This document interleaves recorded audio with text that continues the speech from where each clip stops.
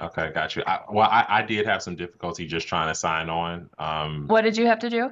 Um, well, I guess I didn't necessarily do anything other than just kind of keep trying, but the first maybe 3 or 4 times, it just when I clicked the join link, nothing happened. It just kind of did nothing.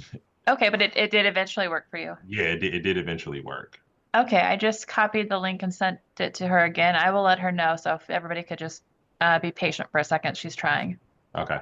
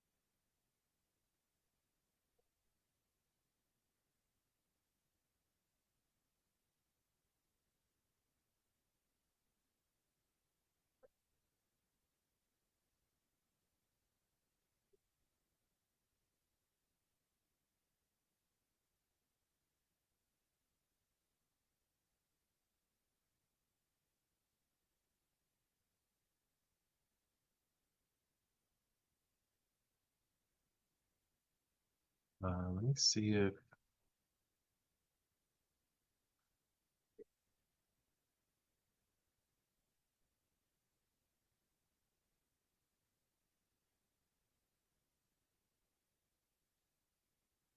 some reason she's saying that when she clicks it, it's saying the webinar is expired, but let me see if I can just Yeah, I don't understand um why. let me see if I can like send an invite directly from here. Uh, copy.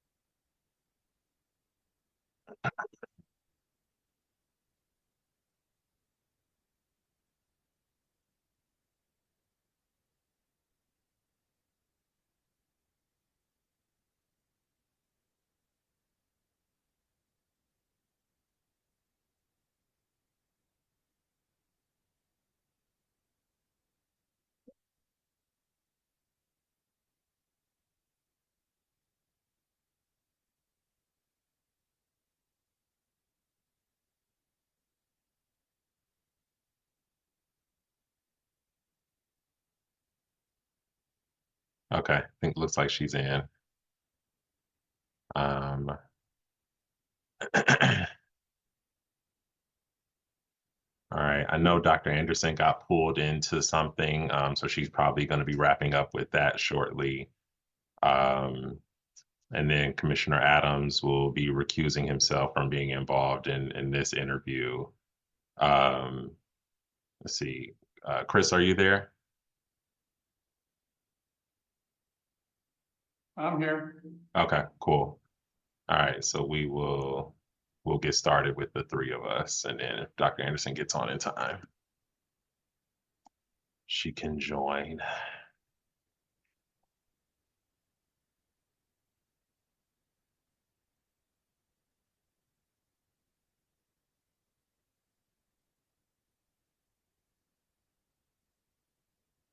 Okay, can you guys see me and hear me? Yes, yes, we can see and hear you. Thank you, Delonte. You saved the day. Well, that's what I try to do. Um, all right. And it actually works out, so we should yeah, it'll work out for a number of reasons because actually our next interview we canceled, so we won't have to feel rushed per se. Okay. Um, all right. Well, thank you. Welcome. Good afternoon. Um, Thank you for taking the time to meet with us and for your interest in serving or continuing to serve on the Community Police Commission. So just by way of introductions, as you know, I'm Delonte Thomas. I serve as the Chief Ethics Officer for the city, and on behalf of the mayor, I'm helping to oversee the selection process for the upcoming vacancies on the commission. And I'll have my co-panelists introduce themselves, and then we'll jump right in. Hi, Sharena. Chris Violin, Assistant Director in Public Safety, City of Cleveland. Hello.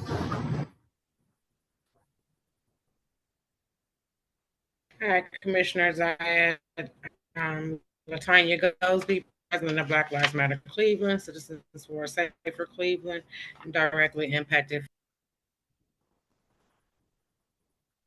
All right. So Sharena, why don't you tell us, kind of about yourself, your experience, and why you're interested in continuing to serve on the CPC. Okay, thank you guys. Thank you for having me here. So for just a little bit about me, I was born and raised here in Cleveland. For the past 15 years, I've dedicated my career to serving those most in need, whether it's through providing direct therapeutic interventions with healthcare and mental health services or organizing communities to fight against gun violence and different things like that. But my journey took a dramatic turn when I faced personal tragedy, and this reshaped my purpose. So in December of 2019, my cousin was killed as a result of a police chase. And just a few short months later, my son was murdered in March of 2020 due to gun violence. And these experiences shattered the life as I knew it in ways that I never imagined, but it also it revealed a deeper calling for me. And before these tragedies, I really thought that my life was set out. I thought that my path was clear in healthcare, but after experiencing such profound loss, I knew that my insight and perspective were needed elsewhere. So my grief turned into drive to help others who had gone through similar situations. And I began working closely with other mothers who had lost children to violence and creating support groups and workshops and things to that nature where we could come together and heal as a community. And these experiences had pushed me into leadership roles in my community, particularly around building trust and connections with neighbors. So when the opportunity came for me to apply for the commission, a lot of people in the community thought that I possessed the knowledge and skill set to be a good commissioner. So a lot of people asked me to apply, in which I did. So when I was appointed to the Cleveland Community Police Commission, I felt like this was a natural extension of the work I was already doing in community. I believe that the spirit of the charter, specifically the charter section 115.5 was written to address the very issues that my family had faced. The CPC's mission in ensuring constitutional, effective, and community-aligned policing deeply resonates with me. And on the commission, I served as outreach chair and contributed to several committees, including accountability, rules, and budgets and grants. And in January of 2024, I was elected co-chair by a vast majority of my fellow commissioners. And I will say that these personal tragedies that I faced are what fuel my commitment to the work that we are doing on the CPC. And I am here today because I believe that I am the right person to help guide our city towards real reform. I mean, I feel like the charter made sure to not only reach out to experts or people who are considered experts academically, but people who are experts on the ground who have the real life experience. And I feel like my experiences provide a unique perspective, one that's grounded in real life consequences of a failed system. I understand firsthand the necessity for balanced policing, holding officers accountable while also ensuring that we have support and resources needed to keep our streets safe, yeah, that's why I'm here today. And I'm asking for a reappointment because 2 years just simply, it wasn't enough. There's so much work that we have to do. We've made a lot of progress, but as I said, there's still a lot of work to do, especially within policy. We currently have some policies in the pipeline, such as the police pursuits policy that I still want to be a part of. I feel like I have a lot of insight to add to that policy. I've already established relationships with the DOJ, the monitoring team, city officials, and people within the police department. So I think that these connections are crucial for us moving forward with compliance to the consent decree and ensuring that Cleveland is on the forefront of constitutional policing. I feel that Cleveland has the potential to become a national leader in police reform, and I feel like I'm committed to that transformation. I started the work in 2022 when I was sworn in, and I feel like I want to continue to help Cleveland become safer and reach those goals. So I told people that if there was any uncertainty to what my life's purpose was prior to 2020, then my experiences erased all of that. And, during 2020, when I seen all of the issues and the backlash nationwide, especially sparked by those issues with George Floyd and similar events, I found myself wrestling with a lot of contradictions and how we can approach things and move forward. And I feel like on one hand, there's a clear need for reform, and especially in cities like Cleveland.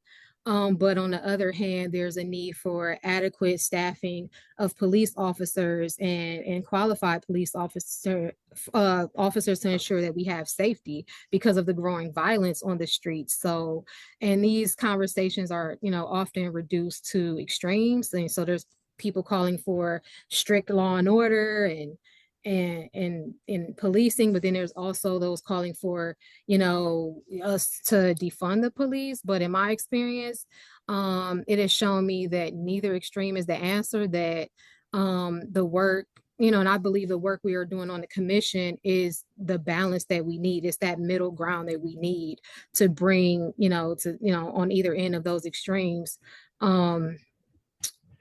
So for the past 2 years, I've had the privilege of working towards those efforts to create that balance, trying to be thoughtful in the approach to police reform and consider both the safety that we need on our streets and the need for reform within the police department to create a different culture and reform. No, thank you for that. Much appreciated, and thank you for your service thus far. And for sharing, those experiences. And I think in kind of expounding on some of that, if you can talk a little bit about, actually, before I go there, I want to ask you, how would you assess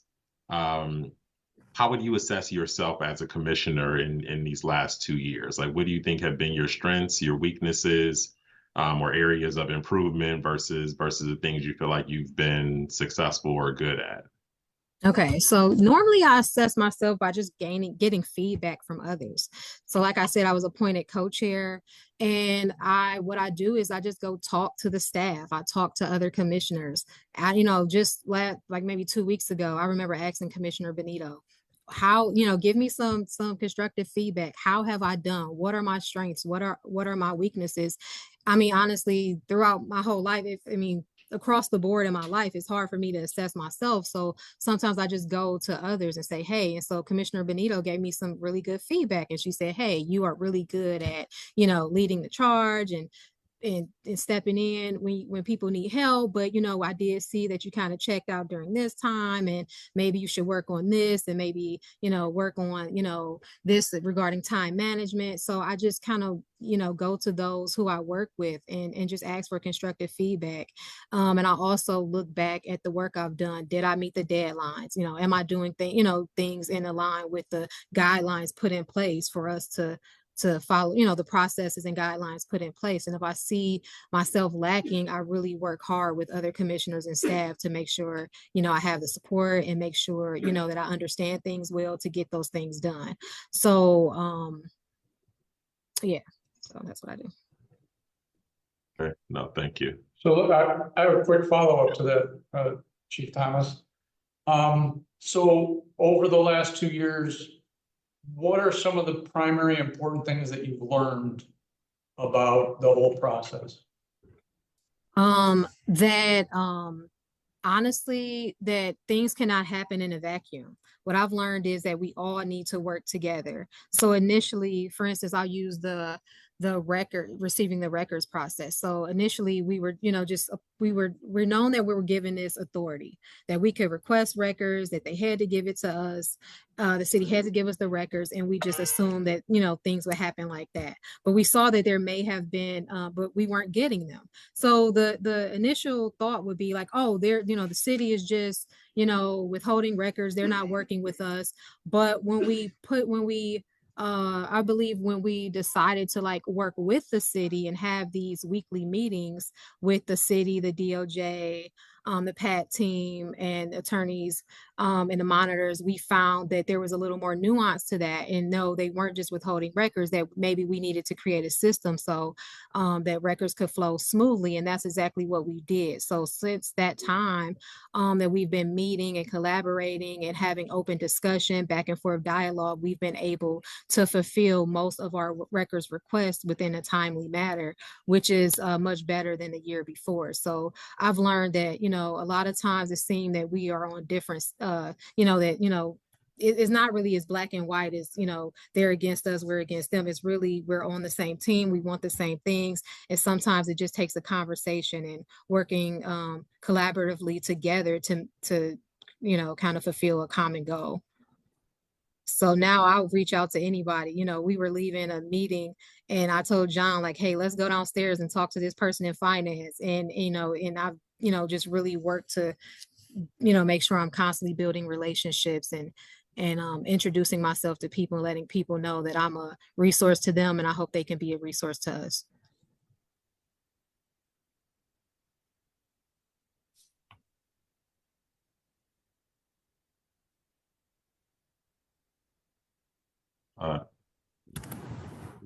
Tanya, were you about to ask something?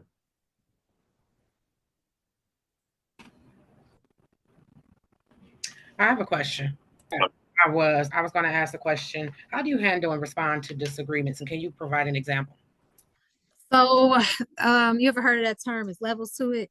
So there's levels to how I handle conflict. So I'll give 3 examples. So the first level is sometimes when you have conflict, it's just best to know when you have to pick and choose your battles. So sometimes, you know, like recently there was an email sent with some incorrect information regarding my intention on a matter. And I was thinking, how could I address this? And my first thought was like, well, let me send an email in rebuttal and give my reasons and explain this and that. But then I thought, you know, that may create further conflict. And, you know, I know that, you know, this really isn't a big deal right now. We have so many other things that we're worrying about. I'll just let, you know, that it really didn't hurt me. I'm not going to take this personal. And I know the reasons for my decision making. And those reasonings were actually explained in one of our meetings, and it was recorded on camera. So I felt like if any of those people that were CC'd in that email had a question, that I could, you know, if it arose, I could talk to them directly when that time come. But in the meantime, I'm not going to engage in the conflict, and just, you know, it was able to be, you know, to die down because I didn't give a response. So not all, you know, it's kind of like that saying, you don't have to attend every party you're invited to. So I just chose to not respond, and that kind of decreased the amount of conflict. Then there's this time where you can mitigate the risk of that. You can mitigate the risk of it growing by just simply having a conversation. So there was a time where another commissioner maybe felt like I wasn't really wasn't engaging and wasn't really communicating effectively. So that's when I, asked that commissioner, could we, just have a coffee together and discuss the issue? And we discussed the issue, and turns out it was just a misunderstanding, and that maybe, I was busy, I was at work, I, didn't receive a few phone calls, and we were able to work things out. And now we work extremely well together. We have worked on multiple projects together effectively. And so sometimes it just takes, again, a conversation to air out the misunderstanding. Then there was another conflict I had where it was with my previous employer, where, things got really extreme. As a part of the grants process, some organizations were recused because of the relationships we had. Like, so my previous employer was excluded from the grants process because I am a commissioner, and the fact that I worked there was a conflict. That person became very upset and began to retaliate against me at work. And I've tried, to have a mediation with that person in HR, and it got me nowhere. So that's where I had to escalate my issue. And I went to the board, where they were able to handle the issue and kind of rectify the situation to the best of their ability. So, how I handle conflict really is determined by the severity and the nature of the conflict, and who's involved and who would be impacted, and if it's even worth it or not to address it.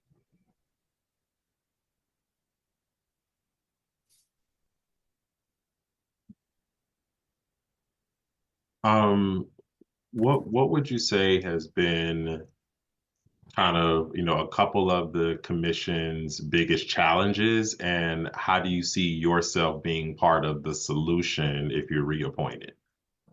Okay, so there's a couple, there's a few. So I feel like number one, the interpersonal conflict. Co-chair Adams and I are already discussing how we could help the new commissioners coming up on board, and we're planning this not even knowing if I'm going to be reappointed or not. But I can, I knew what we lacked in the fact that we came aboard and we didn't really have any team building activities to kind of help us get to know each other. That was a big issue. So we're trying to work on how can we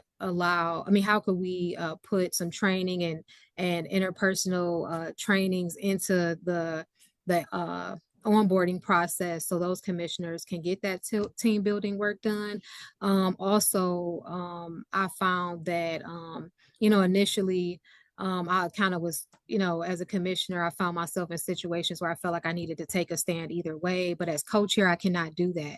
I had to really remain neutral in most situations to hear each commissioner out. And even if it's a commissioner that I disagree with, I still have to be able to call them on the phone to gain consensus, or, kind of resolve conflicts or help them understand things. And I think, it was in one of our last meetings, there was a commissioner that was a bit disruptive. Their view was pretty much different from the rest of the commissioners, but I still had to hear them out. I still had to hear what they had to say, and I still had to resolve the issue that was at the table. And I got a lot of phone calls from people in the community stating that I did just that. I heard that I didn't alienate that commissioner. I calmed the table down. I let that commissioner speak, heard what she had to say, and came up with a plan for that commissioner to be able to work on things that she wanted to work on. Despite some people feeling like she shouldn't have had the opportunity. So I, just kind of taking the higher road to kind of manage some of those conflicts and not taking a stand either way, remaining neutral. Again, there was the issue with the records request, but, we were able to work with the city, the monitoring team, and the DOJ to come up with a resolution for that. And now we are all working collaboratively to make sure that the CPC gets the records. I find that the charter language is a bit is a big issue. I don't know how we can, honestly, I don't know how we can resolve the issues with the charter language. But it's, I think there's some things that should be a little more well-defined that are not. It's a little ambiguous. So I found like the ambiguity with the charter language language has been a bit difficult. And also, when the framers drafted the charter, they didn't anticipate every single need that we may have. And I think we've been having a lot of issues with the budget. There's over 300,000 people in Cleveland, but we are only budgeted for one community outreach person. And I think that's a bit much. I think, but I think it's like with any business, when you have like any group or business or whatever, if you have a startup business, you might not anticipate some of the expenses you may need until you're going through the flow and you realize what you're missing. So as we're going through the motions on the commission, we're realizing like, okay, we don't have enough money for this. We don't have, adequate budget for that to be efficient in the areas that we need to be efficient in. So we have so many, like we have to work on the bias-free area of the consent decree, but we don't have a big enough budget to hire the consultants that we need to get that work done. So some of the issues with the budget, just simply because, maybe, the city, the framers, we didn't anticipate, needing those additional funds. So those would be the biggest thing, maybe the budget, the charter language. In the past, our records requests, but we've managed to work on that and some of the interpersonal conflict.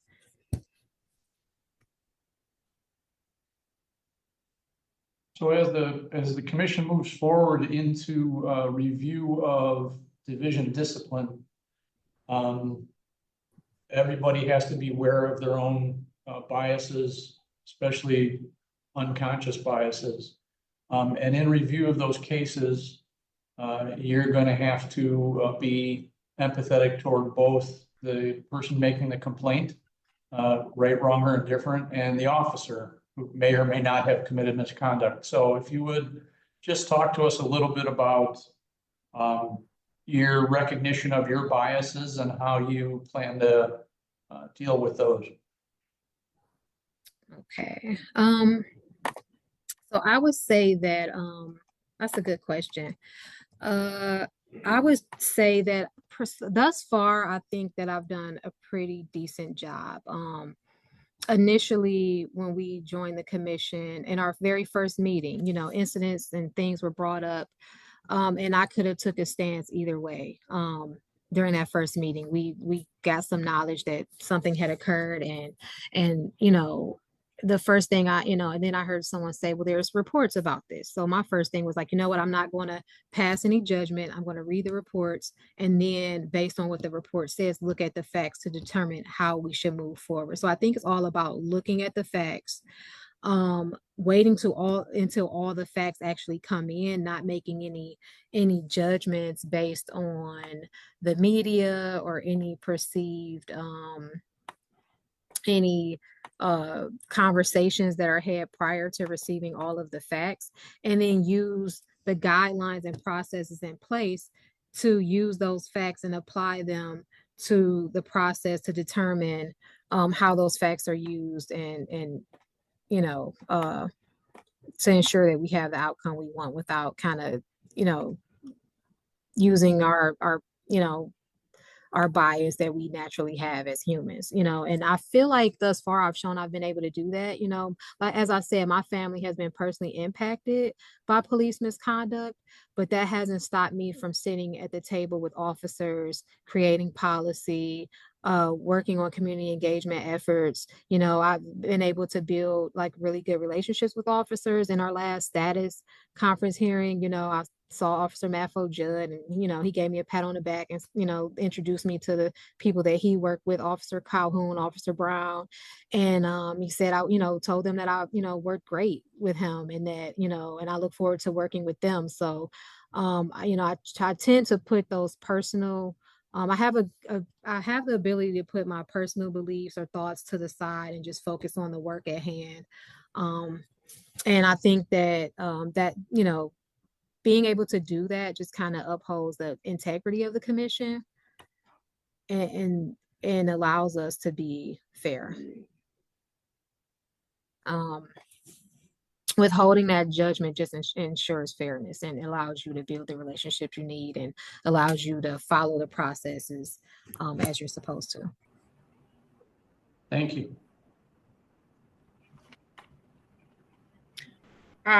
I have a question. You mentioned that sometimes that the language of the charter can be confusing. Can you tell me what is your understanding of civilian oversight of police?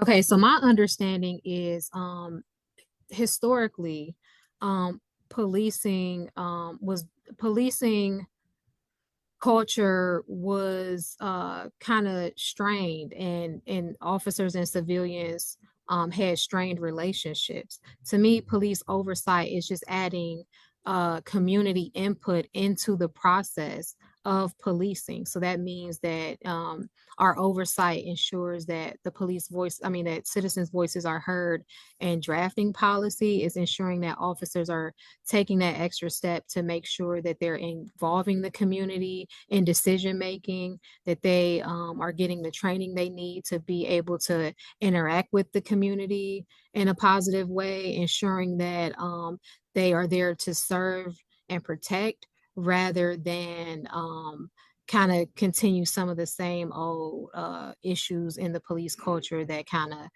of perpetuates the divide and kind of to me, police oversight bridges that gap, but civilian police oversight bridges the gap between community and some of those officers that continue to work within the culture of policing that wasn't always so good for our neighborhoods. Ms. Goldsby.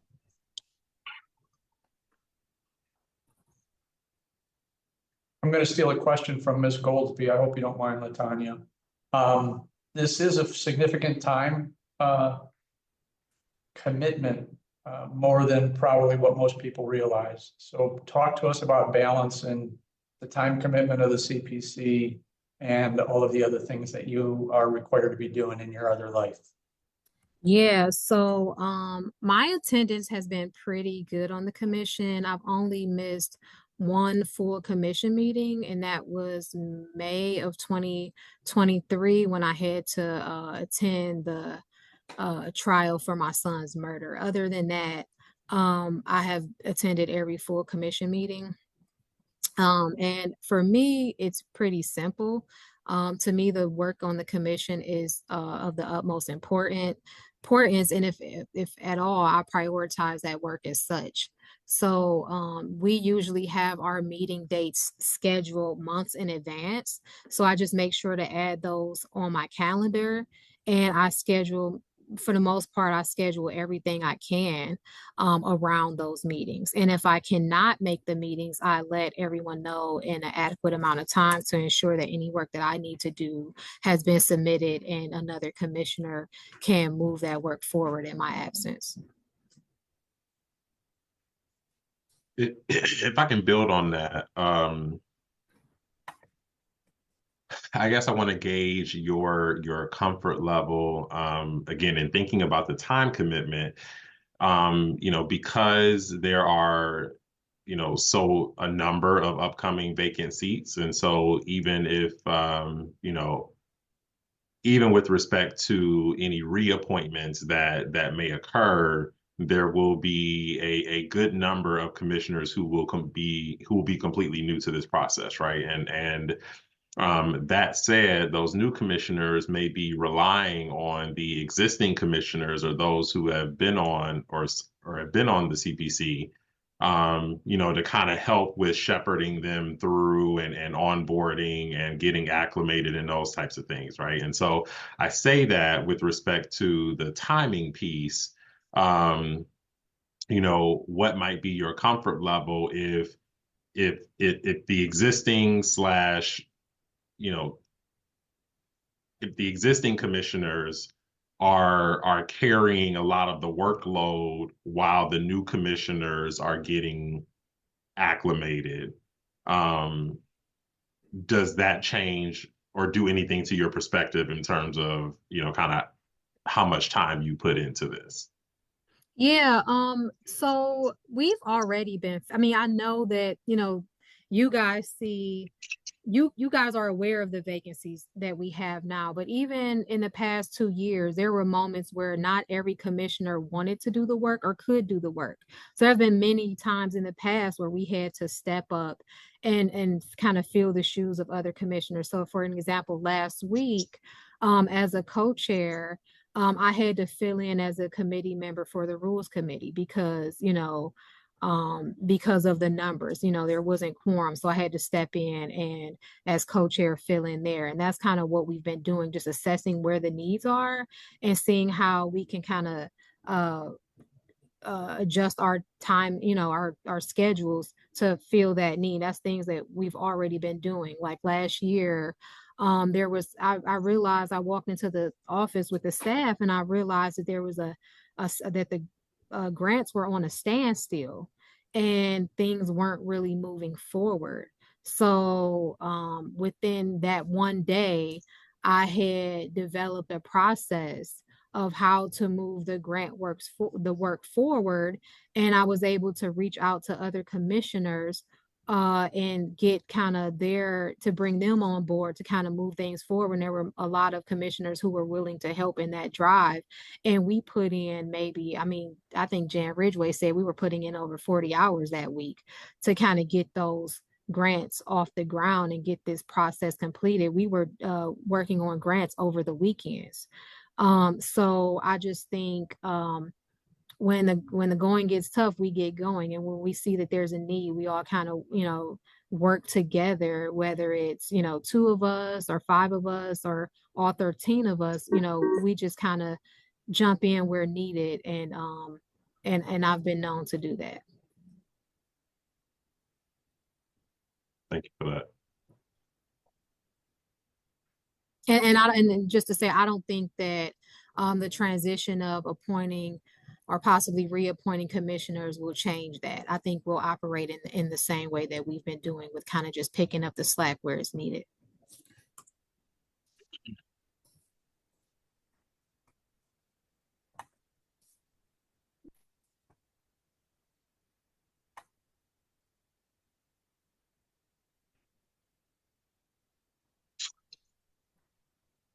So to follow up on one of your earlier answers, you talked about self-assessment and assessment with I'm sorry, did I cut you off, Latanya? No, go ahead. I'll go after you. No problem. You talked about your self-assessment and getting feedback from your peers, but you know that this is a public-facing position as well. And I'm wondering how you've dealt with critique from outside, from social media, from other places. How have you dealt with critiques that you receive from outside? Me personally, I acknowledge that some people, have critiques for us, and some people,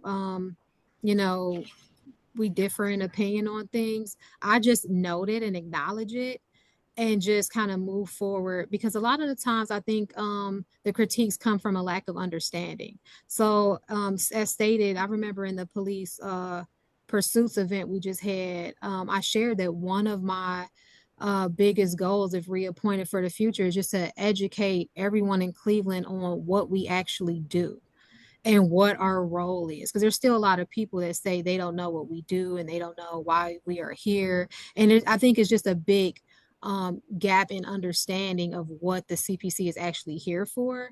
So my big thing would just be to continue to educate people and inform people and ask people to become a part of the process. So if it's something that they don't understand, they can gain an understanding, or if it's something they don't like, then they can possibly work to change it if it needs to be changed, because they may see something that we don't see. So we need community input to make this more effective. So, I'm open to listening to everyone's perspective. And if it's constructive feedback, if it's constructive criticism, then I want to take that into account and use it to change the way we operate for the better. So I would just ask those people to kind of come on board and help us out, come on board and join a work group and help us to create the change that they want to see. And if it's something like negative that's not really constructive, it's not really going to help us, I just tend to continue to want to educate and inform, and hopefully, even if we don't see eye to eye, we could just understand each other and be able to agree to disagree. Thank you.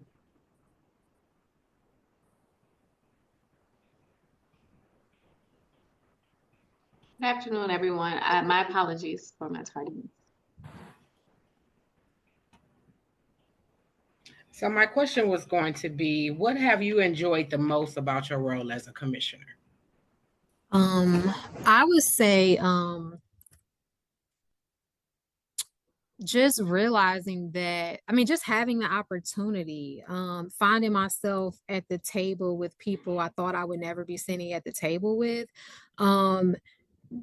being able to make decisions in areas that I know of, like as being a resident. So for instance, I remember in the winter of 2020, walking and marching down Euclid with signs with my cousin's photo on it saying "Stop the Chase." And to be a speaker at our police pursuits event and be able to host events where we have forums and conversations where people can actually talk about policies around pursuits, and to be able to get feedback that we can use to actually make changes to that policy that that wasn't even followed, that led to the death of my cousin. So I felt like being a part of that was so rewarding that I remember, like I said, going from marching on Euclid and East Cleveland, not really, feeling kind of hopeless, to now being at the table where I can actually impact the policy that can potentially stop other lives from being lost. Is so rewarding. And then honestly as well, working on, I know some people don't feel like the grants are very important, but I think economic support of the community is very important, and supporting the work that people do on the ground to aid officers in some of the issues that residents in Cleveland face is very important. So being a part of the budgets and grants, learning about 90 plus organizations that are on the ground doing the work, finding out about the work that they are doing and how it's impacting our city was great. And also making sure that dollars are getting into the hands of people that are actually doing the work, because for so long, money has been given to organizations who haven't really proved that they're actually making a substantial change in our community. So, being an organizer, you kind of know who's legit and who's not, and who's doing the work and who's just saying they're doing it to kind of get funding. So being able to make sure that dollars are getting in the hands of people that are actually on the ground devoting their lives to restorative justice and mediation and violence interruption felt really good.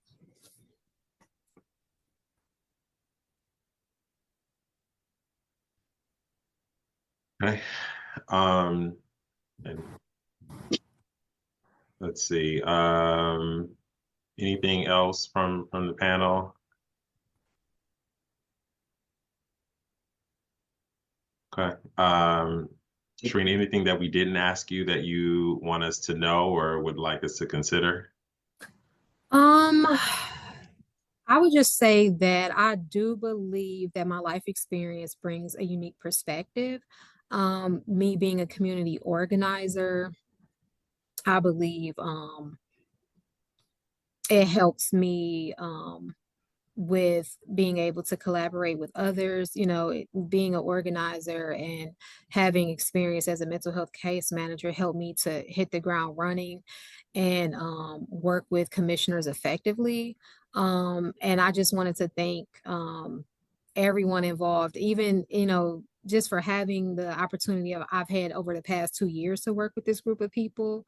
And if I'm considered and appointed to just be at the table, you know, I feel like I'm just a kid from Cleveland, and this role made me realize that not just to myself, but for all of us, that we're not for myself, but for everyone, that we're all capable of becoming more than what we realize. And if given the opportunity, I would like to continue working with you guys on this very important and serious work. That's really all. Okay, well, no, thank you. Much appreciated for sure. Um, all right, so um, we are continuing through the interview process. This group will ultimately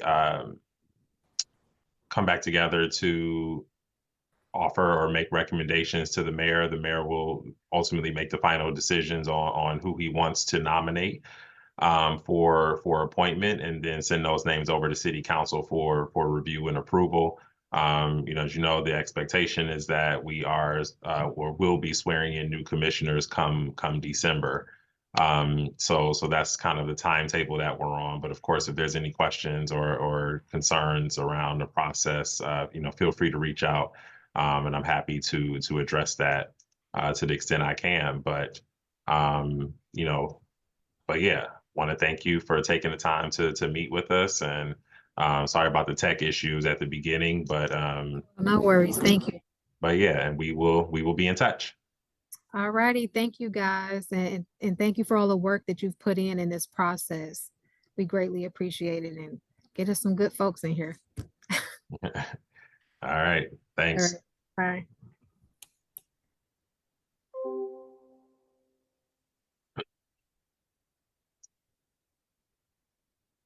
Bye. Okay. Our next, I don't know if you guys all saw the email, but the next candidate, Stubblefield, withdrew his candidacy. So we are, so we're still good on time. So we probably have about 8 minutes before our 3 o'clock. No, 3 o'clock was a 30-minute Oh, break. you're right. That was We're our off break till anyway. 3:30, yeah. You're right. You're right. Okay. So another little break until 3:30. All right. So I will see you all then. I'll just stay logged on and keep this in the background.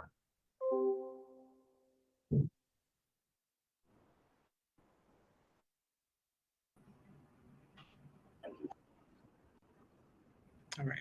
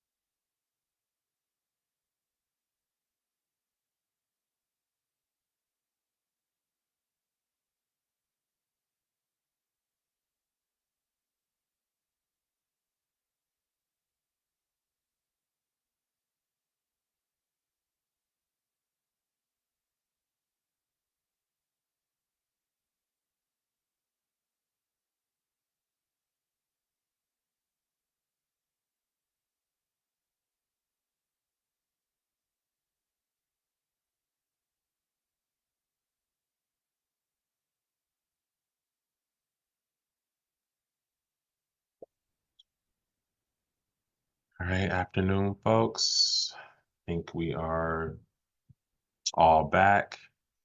And I think our next candidate is here.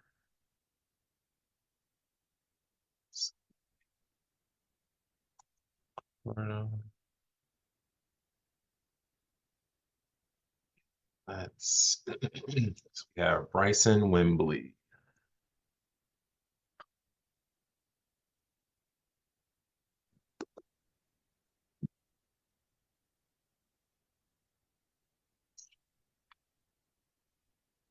Yes, I'm here.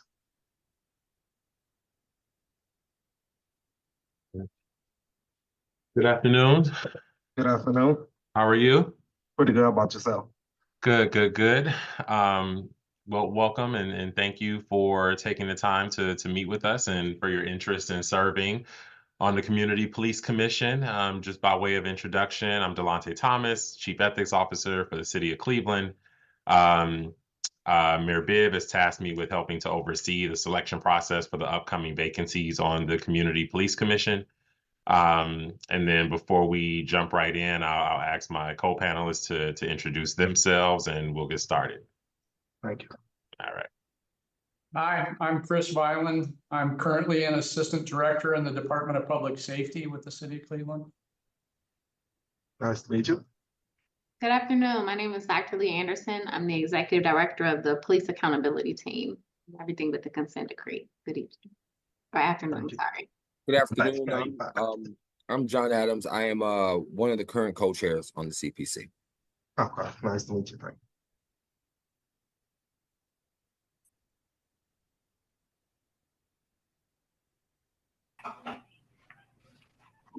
Latanya Goldsby, President of Citizens for a Safer Cleveland, directly impacted family member. Nice to meet you. you.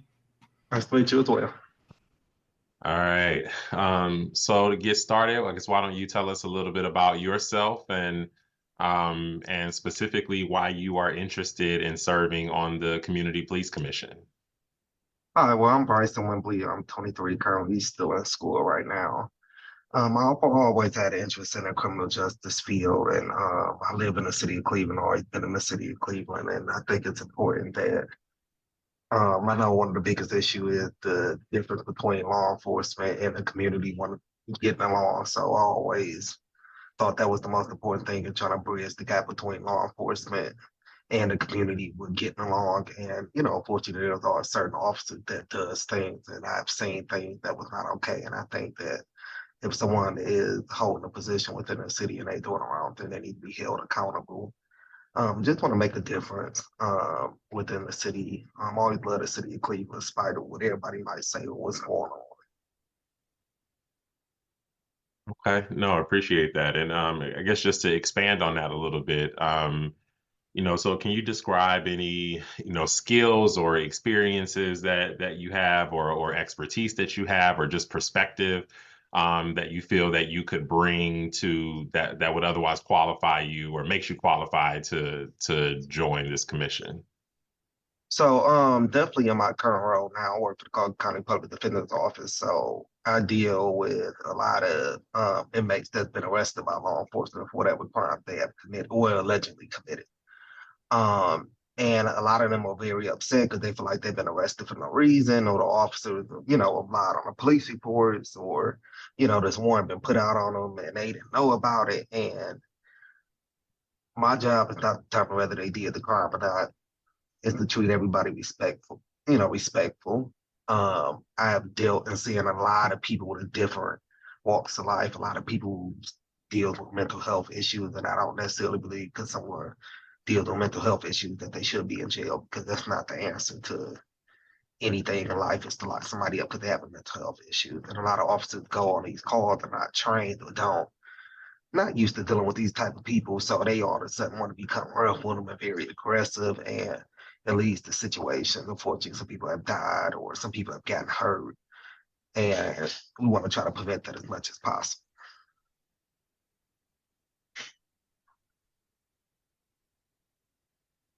Okay, no, thank you for that.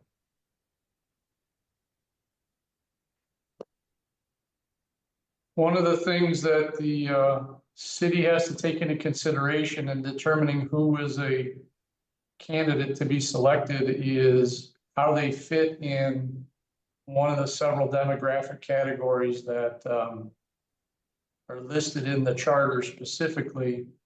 And you've listed that you are a gun violence survivor or a family member or person killed by gun violence is in your background. Do you mind sharing the specifics of that?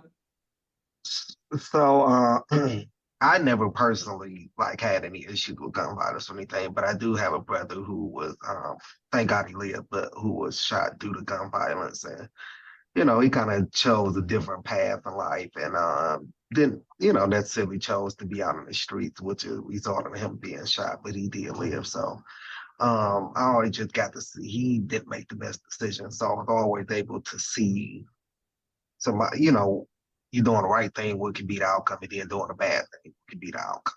And I just always knew growing up for me, I never wanted that to be my life. Thank you for sharing that. Thank you. I think along those same lines, in terms of just kind of the categories or that you check yes for, you also mentioned in your application that you were a representative of a community organization focused on civil rights issues. And I think you also just kind of generally talked about organizational experience that you have. Can you expand on that a little bit? Like kind of what organizations have you been a part of or currently a part of? So so some of the stuff that any program or organization that I try to join or focus on that's helping or giving it back to the community any way possible. So far as like right now, I'm doing the Clark County Medical Examiners Citizens Academy. I'm doing the Cleveland Police Citizens Academy. I've been involved with a lot of youth programs. I just joined the 1,000 Black Men program not too long ago. I'm currently working with Council President Blaine Griffin and trying to get out and get votes in and just make sure that everybody registered to vote, get out and vote. So I just try to find things that definitely cares about the community and helping out the community. So yeah, that's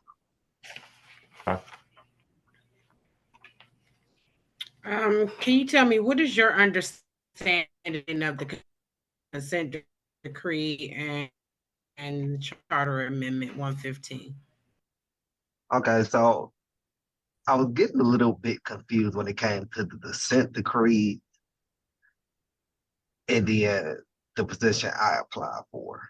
But for my understanding is it's a panel of 13 people that selected, and you just kind of go through, I guess I want to say, cases or complaints that residents have had against law enforcement or they were encountering with law enforcement at some point, and maybe it was not so good and they want to put in a complaint, and maybe you guys would come up with a plan, but maybe that particular officer will go back with maybe they need to be trained in this specific area.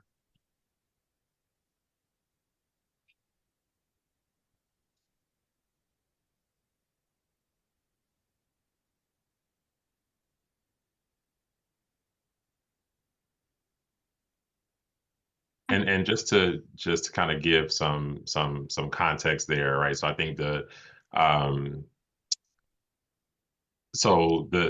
consent decree, ultimately was the vehicle that created the 13-member board that you're referring to with the commission. And then the charter amendment later changed kind of the makeup of the commission and the authority that the commission had. Right. So those are kind of two different documents or governing documents that kind of oversee this commission and just kind of our police accountability structure in general. So and so I think just interested to know like if that's something that you've been familiar with or not that you would have had direct involvement in it, but per se. But just want to make sure that was clear that that's kind of what we were referring to. Yes. I ain't gonna say I'm 100% understanding. I've been Sure. reading up on it like when it first came out, but I ain't gonna say I'll be reading on it every day and understand everything of what's going, because they keep on changing, and I know changing from who was in charge and who was over it, and so Yeah. Okay.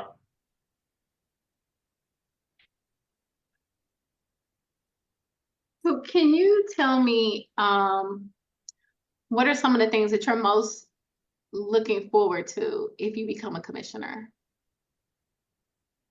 one of my biggest things is, in my opinion, I've never had a bad interaction with law enforcement. Thank God.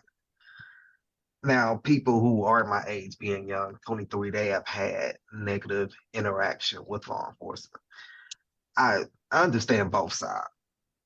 I understand where law enforcement is coming from because they have a job to do. They want to keep the city safe. But then how do you keep the city safe with people who are being unruly? And then law enforcement power is very strict, meaning like what they can and can't do now. You might go to work and then end up arrested. So my biggest thing was try to, I want to bridge that gap between law enforcement and the community. Definitely, what are the different trainings out here that every law enforcement officer should be trained on for the mental health? Because this out here is no, I guess in the back of the day, it might have hit it or really didn't say much, but it's definitely out in the way. And unfortunately, some people are going having a mental health episode and you call law enforcement, and then now your family member end up dead. But then also try to go in these police departments and find these officers who really don't care about the community, really don't want to be here. They're just here for the paycheck. Some officers don't even live in the communities or never even grew up or even had contact with African American people at all. So you don't know how to deal with it. Me, I grew up around African American people all my life, obviously. So I know how to deal with them if they having an episode or if they having a bad day or whatnot. And some officers don't know how to deal with that.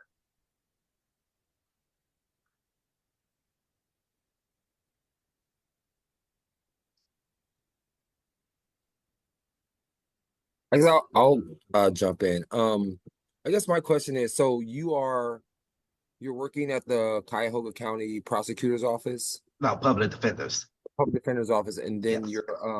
you're also a student. Yes. Okay, so I guess my question would be about sort of like the time commitment. So, I mean, I feel like that will keep you pretty busy being in school and having a full-time job already. Where could you fit the commission in? I guess we usually meet evening meetings, so they tend to be around 6 o'clock in the evenings if you're going to be on a committee, which will have to be on two committees as well as the full commission meetings. So I'm just trying to figure out, explain how you'll manage the time between the commission and school and your full-time job. Because if I'll be honest with you, there are moments where depending on like what committee you're doing or what project you're working on, things can happen on the commission and sometimes it can take up a lot of time. So sometimes it feels like I have two full-time jobs. So I'm just trying to figure out, how would you balance the commission with what you already have going on? Far as time, I mean, I don't see that being an issue. I'm not a full-time student. Yes, I do work full-time, but however, so some days I'm in the office, some days I'm working from home. Um, with my schooling, it's not 100. I'm not a full-time student, so I only go sometimes. But like I have other programs that I do. I just kind of navigate everything around. Look at my schedule. Hey, I have this, but of course, what's most important has to come first. So all my teachers, my job is very understandable. If we have something to do, I mean, I take my laptop, I can work from home. I'm not in the office every single day. I'm pretty flexible. I'm always kind of been one of those person. I don't just like, oh, I go to work every day and that's it. No, I'm usually one of those people. Hey, I do meetings and and sometime in life I want to be interested. I'm interested in politics, so um, I try to do multiple things throughout the day. Don't usually have time restriction issues. I kind of make it to everything that I need to get done. Okay, thank you. Thank you.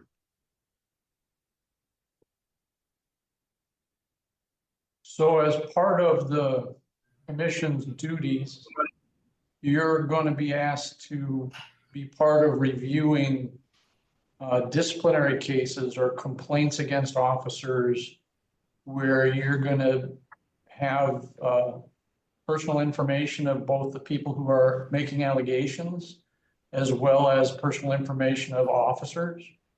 And so tell us how you have had to deal with confidentiality and with sensitive information in the past. That I'm very familiar with that. That's the same thing with any court personnel who works for the court.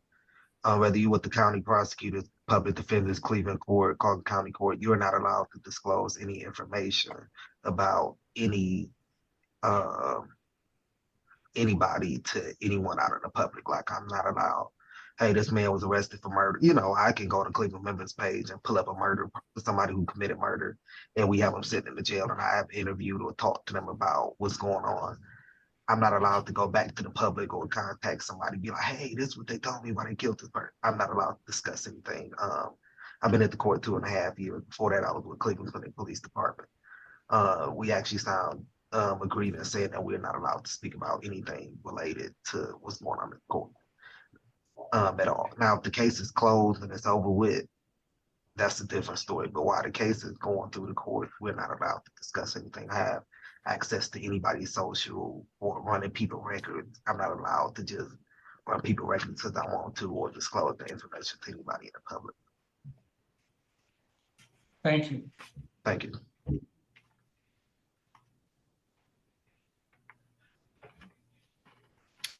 So I have a question. How do you see the oversight role of the Community Police Commission impacting policing?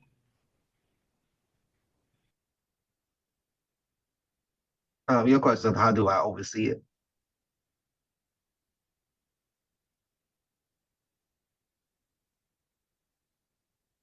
Did that broke up a little bit? Can you repeat that, please? On policing. I'm sorry, can you hear me? Yeah, just keep on breaking up. Can you repeat that again, please? Oh, okay. I'm sorry. I said, how do you see the oversight role of the Community Police Commission having an impact on policing in Cleveland? So definitely a situation has occurred. So now let's come up with a plan to prevent this situation from occurring again. Or that's had these officers removed who do not want to comply with this new plan that had been put in place, or hey, there's a situation occurred. Let's prevent this from happening in the future. And then if anybody didn't want to comply, then you know that would be up to the supervisors at that time to take care of that officer. So basically, if something happened the first time, you can't prevent it. It's the first time it happened, but then second time it going on in the future, there's hope that situation would not arise again. Yeah, and I think that's helpful context, and I think I want to, I guess, expand on that question a little bit. Kind of big picture, right? So outside of looking at specific incidents, you know, why do you think it's good or bad? I mean, depending on how you feel about it, right? But why do you think it's important to have community input when it comes to overseeing the police? Like, what are some of the benefits that you think or you see could happen as a result of that?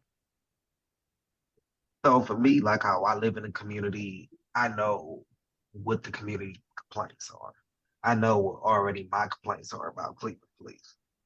But then also I understand Cleveland police issues about how they short and they overworked and the things that they go through. I've worked on both sides of it. So I'm not for either side. I'm about what's right. What can we do to help the community? But then also what can we do to help Cleveland police? So I think having it is like very important. Then it's holding people accountable. Stuff that's going wrong in the department that can't be corrected. Being a police officer, I mean, you know what you got to get into. You have to deal with the public. It's not one of those you sitting behind the phone answering calls all that. So yeah, you're gonna hear a lot of people complaints. You're gonna hear a lot of people problems, and your job is to solve it. And some people don't want to do that, but don't take the job then. And same thing with elected officials. You're there to serve as to help other people, not to help yourself. Just to kind of follow up on that, I wanted to ask, so if you were selected to serve on the commission, you would definitely be the youngest person on the commission. And I think there's real value in that voice that you could bring to the commission as a young person. But can you just talk a little bit about sort of, I guess like I'm trying to get a sense of sort of like what your philosophy is, sort of like what like it kind of drives you, like what you're passionate about. I know you talked about mental health, but I guess I'm trying to figure out, what do you think is the perspective that you bring as a young person? What are issues that deal with policing that are maybe priorities or top concerns for youth? I think I'm young, but I'm not really young. Yeah. So I just kind of want to get a little bit of like what's your philosophy? What drives you? And sort of like what type of fresh young perspective would you bring to the commission? And like sort of what type of issues do you feel like that youth are concerned about that you could bring to the commission and bring voice to them? I think that's the perfect question. So, like you said, I'll be the youngest one. Unfortunately, most people around my age or younger than me have chose to go a different path in life, which is very unfortunate. But I think, people would talk to people that's around their age and that look like them. If somebody who's 60 and 70 going in the African American community trying to talk to them about don't do this, don't do that, they're not going to listen to them. Even like me growing up, I would listen to somebody who's around my age more, understand what their issues and concerns are, and why they saying they doing this and why they commit crime. Majority of the people that sit in the county jail are very young people. They're not saying 60 or 70-year-old don't get arrested, but there's a lot of more younger kids around my age, and even younger than 18, 19, 20, that's getting arrested and commit these crimes for whatever reason they are committing. I think it's important when you have a committee and stuff that you have people from different walks of life and different age range. Now, of course, people, they have experienced a lot more than what I have. I'm still learning, but I like to be around all the people. They also are teaching me, and I'm also teaching them at the same time. Of course, I'm willing to learn more and just know more and connect with more people. I have just unfortunately seen so many people around my age either jail or dead, and just have family members who didn't do the best in life. And I just knew for me, I didn't want that to be my life. Always wanted to help people, always wanted to be there to assist people in their needs. And I guess that's what always got me interested. I want to be a politician in the near future and just to help better someone else's life, or just even now with the job I do when I help keep people out, or the charge a good job, then how happy they be and they can go back with their families.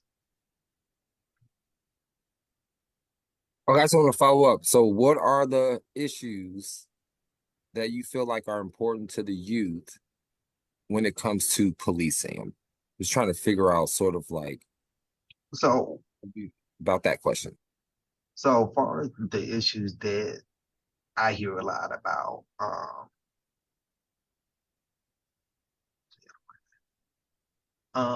so definitely like how aggressive the police is.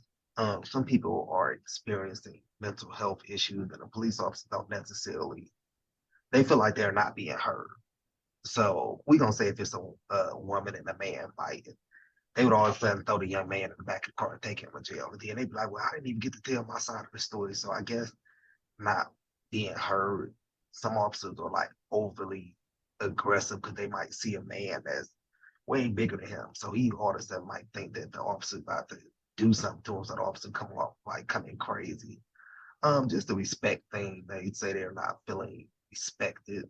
But also just being judged by the color of their skin. So, oh, that's a black man in the car, so let me just pull him over. And then all of a sudden that leads to something that it didn't have to lead to. And they be put, they feel like they get pulled over for any, just for any reason. Okay. Thank you. That sounds like profiling, but Yes. thank you. I appreciate it. So the commission is made up of 13 members, all of whom really, at the heart of it, want the same thing. They want a reformed police department that operates in a constitutional way and is an example for the rest of the country as to how to do things and the best practices. And so you have some really passionate people, really driven to get some really important results done, but they don't always agree on how to get where they all want to go. And so that can cause disagreements. So share with us your experience in dealing with a group of people where there have been disagreements among the group, but you've had to come to a mutual conclusion at some point.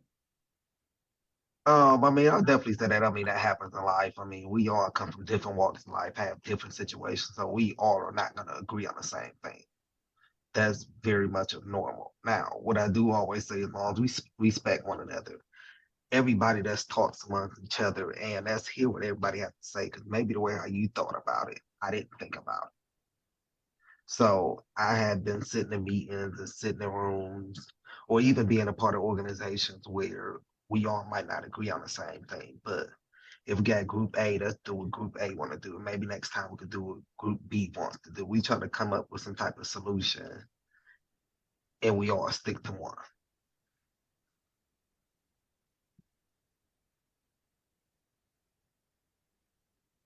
So I have a question really quickly. Yes. If you could make one change in the police department right now, what would it be?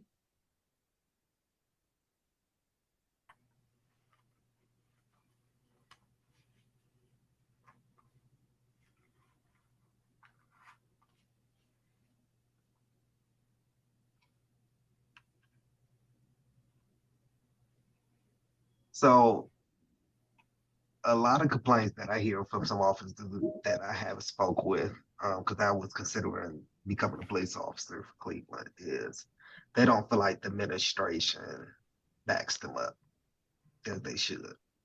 Okay. So now I understand a new chief just came in, so I don't know if they specifically talking about her, Chief Todd, but they don't feel like the administration backed them up at all. And but then also I look at it, why are all these officers leaving so soon?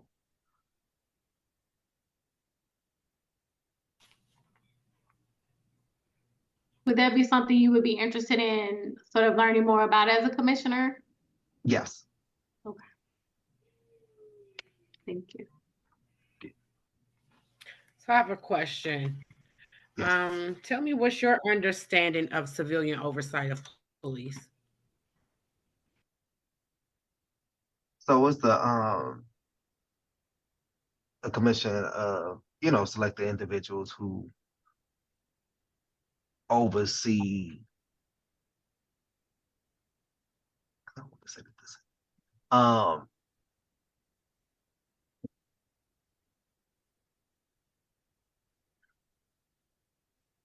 So I would say like they go through maybe some complaints or certain issues that the citizens have, and they review them and come up with a solution.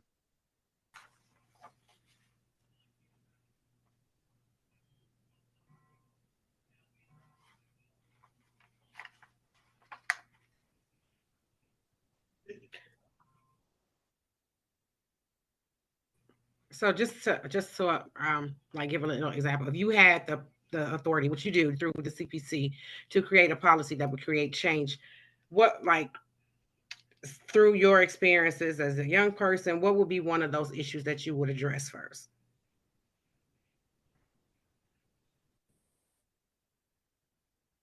One of my biggest issues that I would address is about the mental health and how officers approach that situation. Maybe having someone who specializes in mental health go on that particular call with them. The officer is not allowed to respond by himself, him and his partner.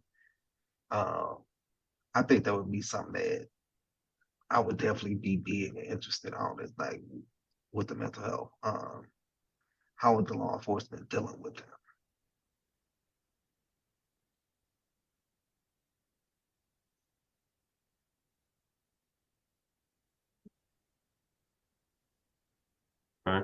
anything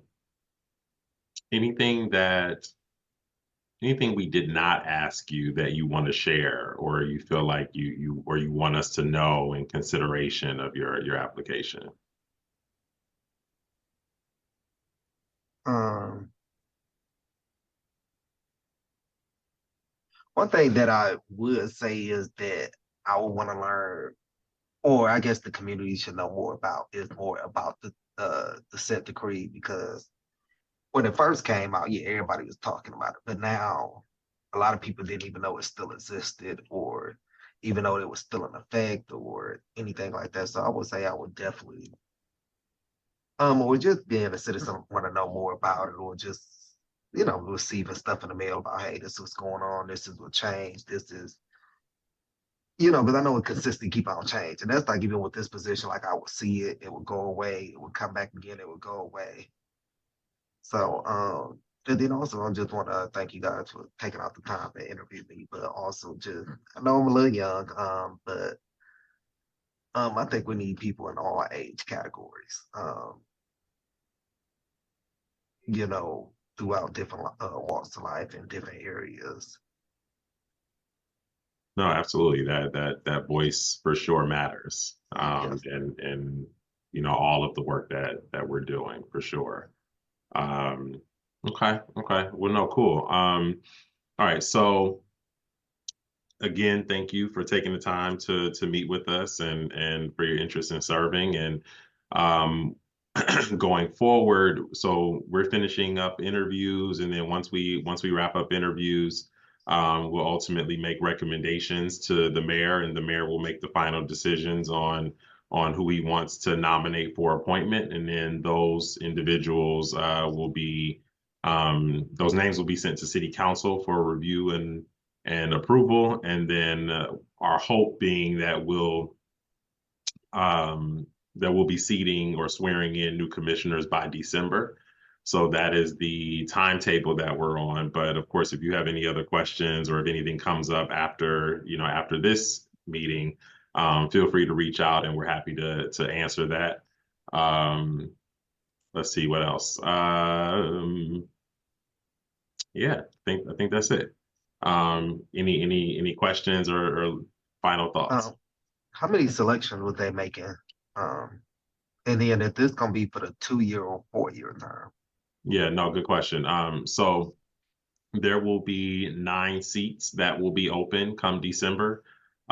6 commissioners are rolling off, or excuse me, 6 commissioners' terms are expiring in December. When the commission was seated in 2022, 7 of the 13 were given 4-year terms, and 6 of the 13 were given 2-year terms. So those who had 2-year terms, those terms are expiring.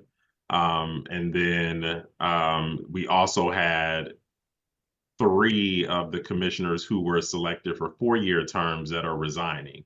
So in this process of the 9 seats that are available, 3 will be filling the remainder of the 4-year term. So 3 will be appointed to essentially 2-year terms, finishing off the rest of the 4-year term, and then the other 6 will be appointed to full 4-year terms. And then, but as we go forward, absent any resignations or things like that, commissioners are appointed to 4-year terms. So nobody will get their own term as just 2 years, unless with the example that we have here, where they are filling a term that is unexpired.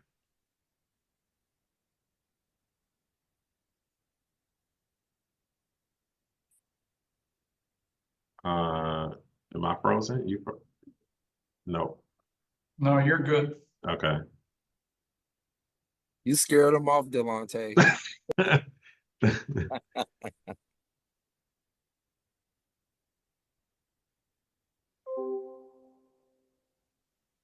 Oh, okay, we lost him. All right. Well, for the sake of time, we'll keep moving.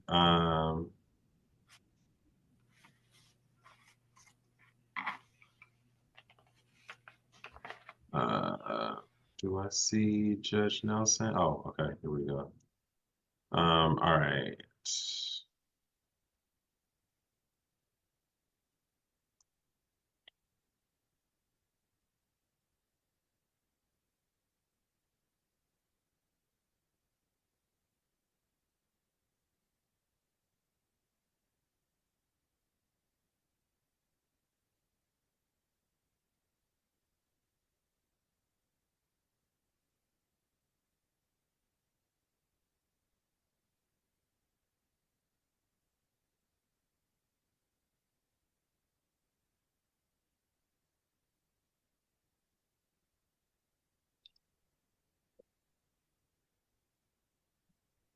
There you are.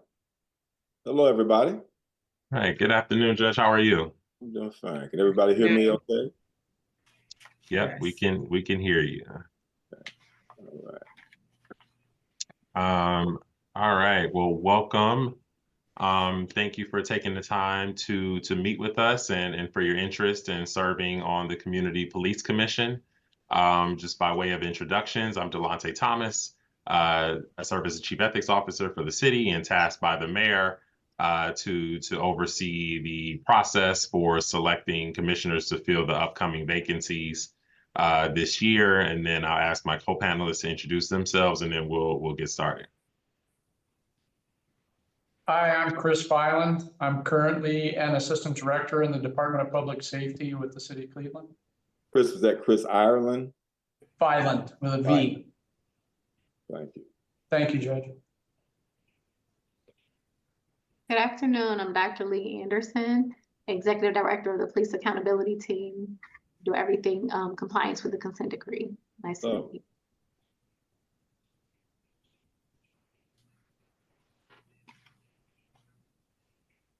Good afternoon. I'm John Adams, and I am one of the commission. Latanya Golsky, President of Citizens for a Safer Cleveland and directly impacted family member. Hello, everybody. All right. So to get started, I guess why don't you tell us a little bit about yourself and background, and then specifically why you are interested in serving on the CPC. Thank you. Are we first names or last names? All right. Whatever you're comfortable with. All right. All right. I know at least 3 of you I've met before. Well, first of all, I'd like to thank you for this opportunity to participate in the interview process. I have watched the commission over the years, and from time to time, I know it's been a tough go. Briefly, I have served on a number of boards and commissions. I believe they provided you a bio, but and some of those commissions and boards have been public. Some of them have been nonprofit.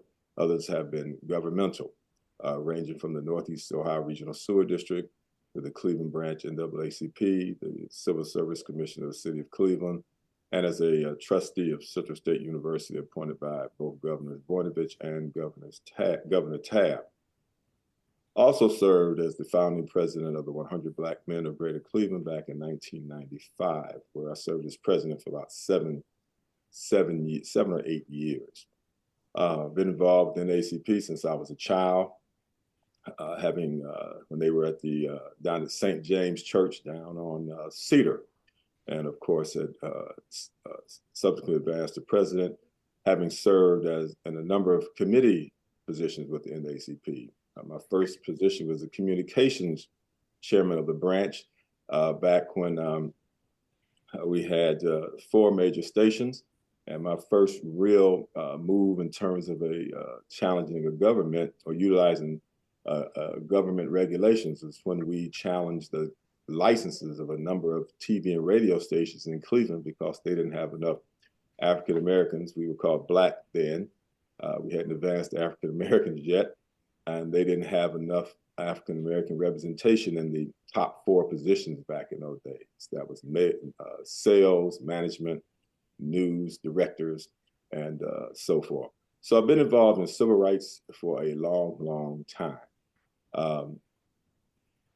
I've also been involved in organizations that have controversy behind them. Matter of fact, the title of the 100 Black Men was a controversial title. So I've been involved in organizations that have had controversial titles and controversial missions.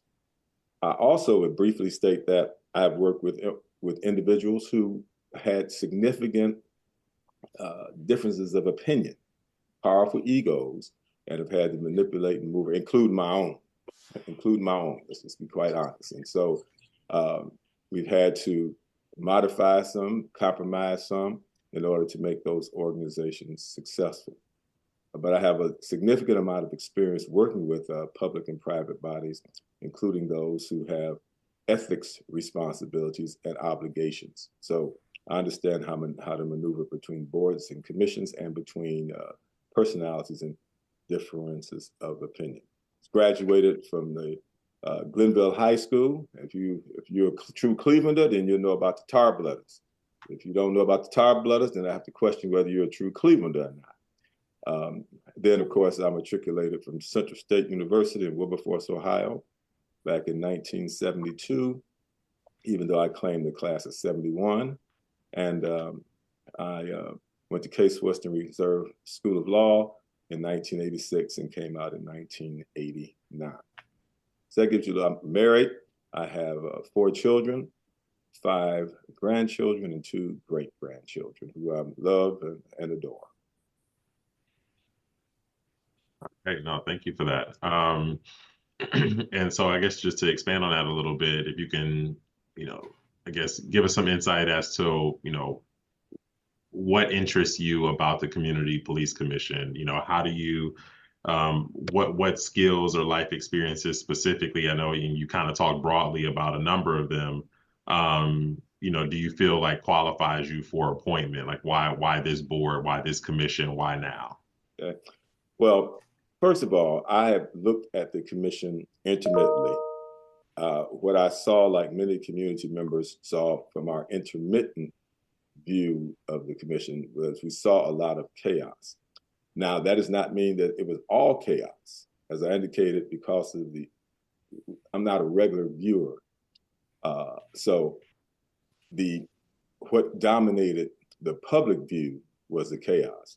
I'm sure there's been some concrete work done by the commission. There's some good people on there, people I knew or know, and I trust that they did some good work. But I understand quite candidly that the commission needs a reboot.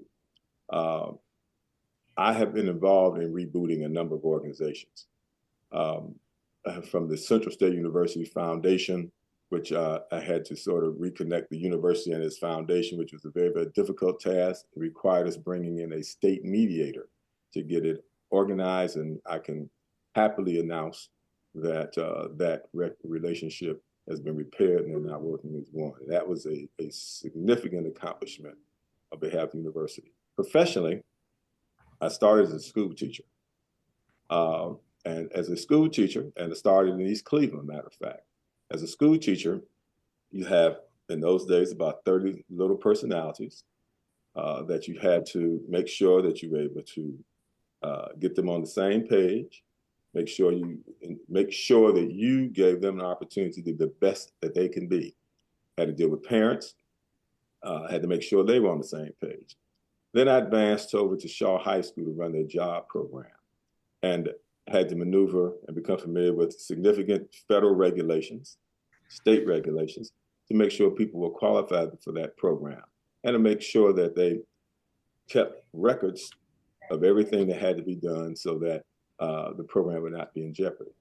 I also moved from teaching school to running my own school. It was funded by a $500,000 grant in 1979, which means that was significant money in 1979. When you factor in inflation. It was a training school on Eddy Road in St. Clair, where I took a number of teachers out of the East Cleveland Business School, as well as the Cleveland Public School, in order to teach adults, some of who were returning citizens, some who were getting their GEDs. And that skill required, it required me to use all the skills we had, because these were grown-ups who had their own way of doing things. We had to manage both the staff people as well as the students. Now, I moved from there to running a couple of political campaigns, but ultimately, I did get to law school at Case Western Reserve. I applied to law school in April of 1986. I was in Case in August of 1986. Now, let me make sure you get that. I applied in April of 86. I was in school in August of 86, which means there was a lot of things that occurred to allow that to happen. And that was based on relationships. That was, and to be honest, it was based on political connections and based on the fact that people worked hard to get me in.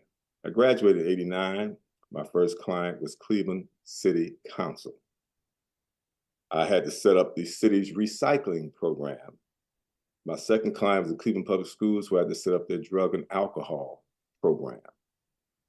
In doing those things, it allowed me to understand and maneuver between the personalities in the government, city council people. Those people are strong personalities. They're elected officials. They have a certain amount of egos, and you have to be able to work amongst those significant egos by virtue of the fact that they were elected. And in order to work through those, it required a number of skills that I had to apply.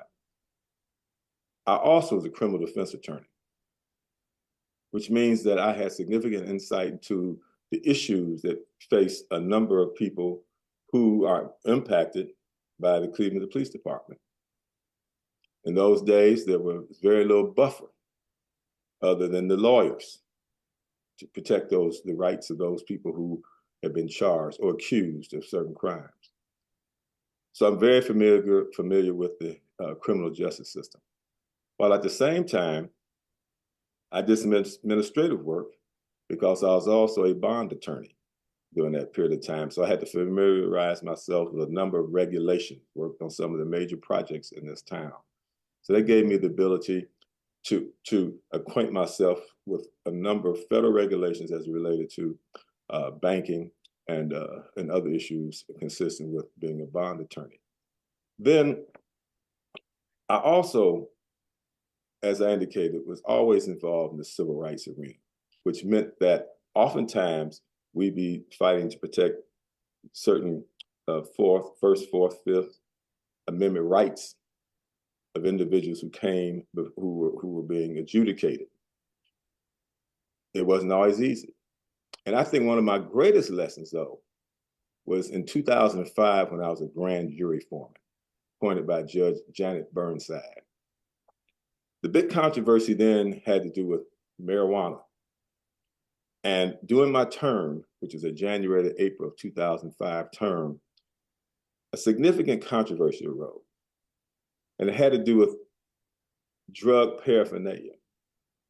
And while serving on that grand jury, the county prosecutor's representative to the grand jury insisted on prosecuting people with drug paraphernalia, while the Shaker Heights police chief, Chief Ergenak, said that he would take the paraphernalia, throw it in the trash, send the person on home with an instruction, don't let us catch you with this paraphernalia again. So we had this fight between the prosecutor's people and with the individuals from Shaker Heights, where they told me, if you want to change the law on paraphernalia, go to the legislature. Well, ultimately, that did occur. Finally, and I believe I'll end this part with this. When the plethora of police shootings occurred, James Hardiman, who was the NAACP's Criminal Justice Committee chairperson, and myself, I was a legal redress chairperson, we prepared a letter to send to the Department of Justice because we thought the Department of Justice needed to weigh in on police shootings. It was the first letter from a mainstream civil rights organization in the community. It was the first from the mainstream civil rights organization. There was a lot of pushback on that letter. We finally convinced the president at that time, Hilton Smith, and the secretary, Arlene Anderson, to sign that letter. And from that point, then Other organizations got involved in that. We were finally able to convince the mayor, City of Cleveland, Frank Jackson at that time, to send a official request to the Department of Justice. So, you know, I'm pretty familiar with the issues that have gone on with the police. And I was a little long with that, but I want to make sure we set some context, and that'll make the rest of the meeting flow a little easier, and the answers won't be so long. So, Judge, thank you for your service. You are an esteemed personality. Hold it, And hold it. Somebody standing behind me? no, it's you. Get out this picture. But the reason that I say that is, if you're selected to sit on this 13-member board, I have a concern, maybe some people may have a concern that other people on the board may feel overshadowed or may not feel as if they could stand up to or disagree with you. So talk a little bit about working in that environment. But first of all, it's a 13-member board. That board is going to be composed of some people who have dedicated their lives to this kind of work. They will have opinions that they have formed. They have processes and beliefs that they have formed, just like the rest of us. One thing you get from working on a board like the sewer district, we had mayors, 2 or 3 mayors. I sat between Mayor Tom Longo and Mayor Gary Starr, and Lord have mercy. So you have to be able to respect the opinions of people. And everybody has a right to an opinion. Now, they don't have the right to their own facts, but you do have the right to an opinion, and you have to respect those opinions but you have to also make sure that people stay close to the facts. But everybody has the right to an opinion, and I'm sure that that as you go through the selection process, and if I'm fortunate enough to be one of those people you select, that there'll be a question like this asked of all of us: how will you work together? And I've worked together with some pretty strong personalities over the time, and you know, I don't know everything. Matter of fact, about the commission and the consent decree, I will probably know less than most of the other folks that you'll interview. Thank you.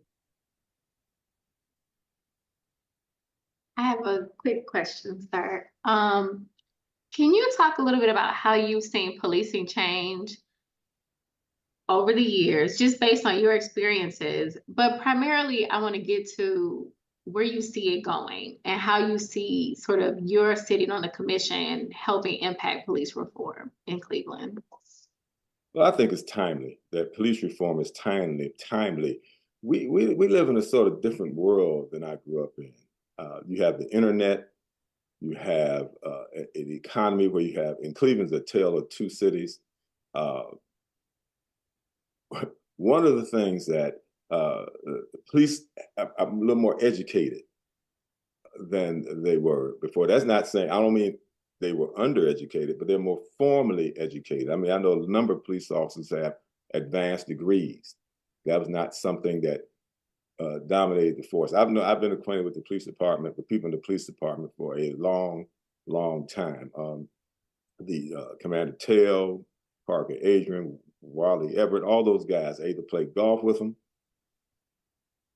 argue with them, had roommates that were commanders. And so I sort of understand where they were coming from. And many of them saw the need to go get advanced degrees. The problem we have in Cleveland, let's say it another way. One of the difficult things about police nowadays is that it's hard to get in this environment, Northeast Ohio, it's hard to recruit police officers, and good police officers are being approached by other communities that may have sunshine, they may have more golf courses. I was with a prosecutor last week, and he was lamenting the fact that they just can't find officers because other communities are more attractive to quality police officers. So what we have to do, that's one of the things I've seen, because they have options now. They can go other places, and that impacts our department. The other part was, I think that Now I'm gonna say this very carefully.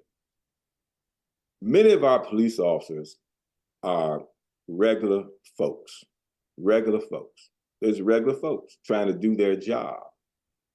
Their job is made more difficult by officers that don't have the same kind of community connection, or who, for example, if an officer went to John F. Kennedy High School, grew up in that community, and he comes back to police that community, he's going to know some of the people in that community. If he grew up in Glenville, even though the community's changed, he's going to have an affinity for Glenville. So the fact that our school system has not been as successful as it ought to be means that we're getting a lot of officers who didn't grow up in this environment. See, one of the things we knew when I was in high school, we had Officer Joe Brown. He would be sitting outside of Glenville every single cotton picking day. Officer Ali Davis, they'd be sitting outside of Glenville every day. They knew us, we knew them. So at least the school environment was going to be safe, even if once you got away from the school, things may change. But because we knew those officers, and we didn't know them directly, they knew somebody we knew. And that's one of the most significant changes, is the community-based police officer.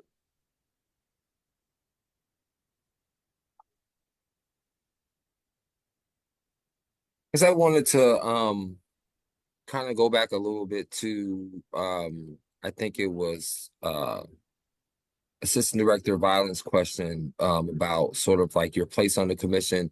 And I wanted to ask, you know, you undoubtedly have the capacity to do this type of work. That's like, I don't think that's debatable. But I'm wondering sort of like where you would see yourself fitting. So there's going to be times where we have full commission meetings, but every commissioner is required to sit on 2 committees. You can always sit on more, but 2 are required. So I'm just trying to figure out sort of like where your interest in this particular work, because the work really happens on the committee level and then it comes to the full commission. But we have, you know, and I hear you talking a little bit about like maybe recruiting could be like an area out here based on some of the stuff that you talk about. But we have a training committee, we have a police policy committee, we have an accountability committee, we have a budget and grants committee, an outreach committee. So if you have to pick a couple of those, like what would you pick, and why would you select those committees? Recruitment and accountability. Okay. Recruitment and accountability. I think that based on what I've seen in the past, you have some solid people that understand budgets. Now, I also would suggest the grants committee may be another option, but I don't want, the one thing that you don't want to do when you get on these committees is be on so many committees that you don't do anything. Right. You don't accomplish anything substantive because you're running from committee meeting to committee meeting. 13 committee members, 13 people on this committee, and you have 3 police officers. I mean, you know, when it comes to grants and budget, you know, one of them could be on that committee, and I'd gladly give up a seat on that committee. But I think recruiting, accountability are significant. And you have a community engagement committee. That's another very important committee. But somehow we have to normalize this relationship between the police and the community. That has to be known. That has to receive a significant amount of attention. And like I said, you have some good guys, good ladies out there, but we got to get them connected to the community. So community engagement would be another one. Community outreach, I think you're okay. Yep. Thank you. That was a short answer. I'm gonna try to be short like that the rest of the time. But Tanya must have a real question, because she's sitting over there doing like this. Like this. She digging deep. You pretty much cover every question on this list. I don't see how we can come up with anything else. But you know, you spoke about your social justice work and your advocacy with some of the nonprofits and things like that. What have you been most passionate about your social justice advocacy? The jail and the criminal justice reform, bail bonds. Because I think that bail bond, and that doesn't have much to do with the police, but I think bonds, a reasonable bond, you know, when somebody is totally unemployed and you respond giving them $1 million bond, they can't make a bond that costs $30, and you give them $1 million bond. I mean, to me, that's a political statement. Now, some crimes are so horrendous that some allegations are so horrendous that you need to send a message, but we need to be reasonable. I was a strong supporter of Kareem's bail bond project, and utilized it a lot if I gave out a cash bond. The other thing that we all need to be screaming bloody murder about is the condition of our county jail. It is still in terrible condition, and I feel sorry for people, and that's why nonviolent offenders, I just said, no, you get a personal bond, please don't earn your way back into this jail where your case is pending. That place really, really, I don't want to say the wrong thing, somebody would get the wrong idea, but something needs to happen major to that infrastructure in the conditions of the jail.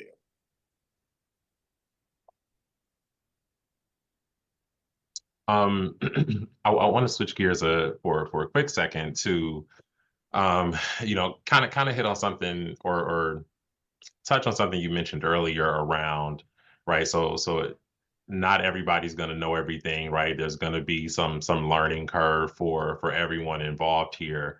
How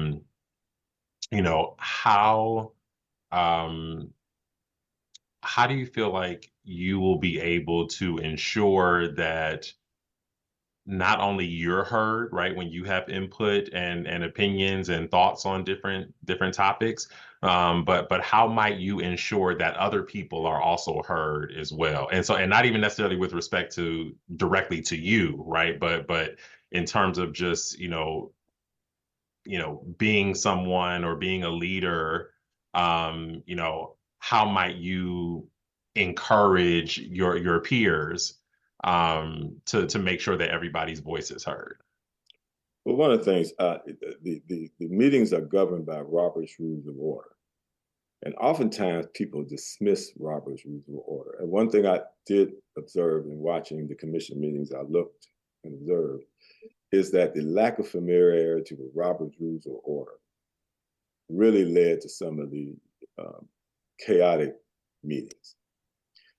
And if we could make sure everybody is fully trained in Robert's Rules of Order, that means you bring somebody in that sits down with them and says, look, this is how meetings are conducted.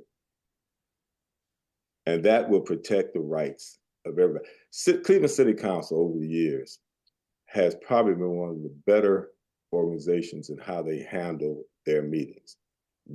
Because they follow the rules of order, which controls the strong personalities from dominating the softer personalities.